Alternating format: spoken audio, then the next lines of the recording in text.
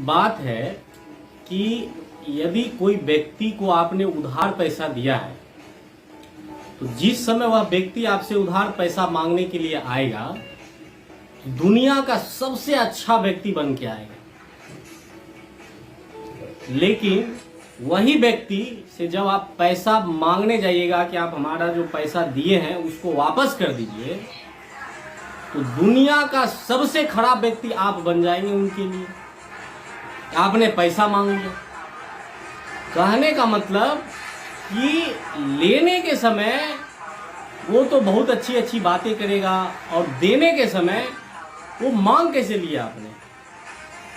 और पैसा जब देगा भी कभी 10%, कभी 5%, कभी 2%, कभी 1%, कभी कुछ बहुत नखरा तुल्ला करने के बाद आपको पैसा मिलेगा।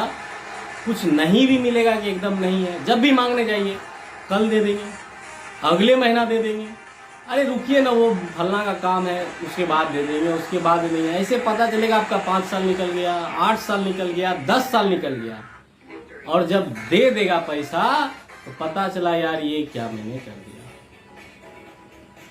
ये है समस्या। इसीलिए किसी भी व्यक्ति को पैसा अगर आप देते हैं तो थोड़ा सोच समझ करके ही दें, क्योंकि दुनिया पहले वाली बात नहीं रही।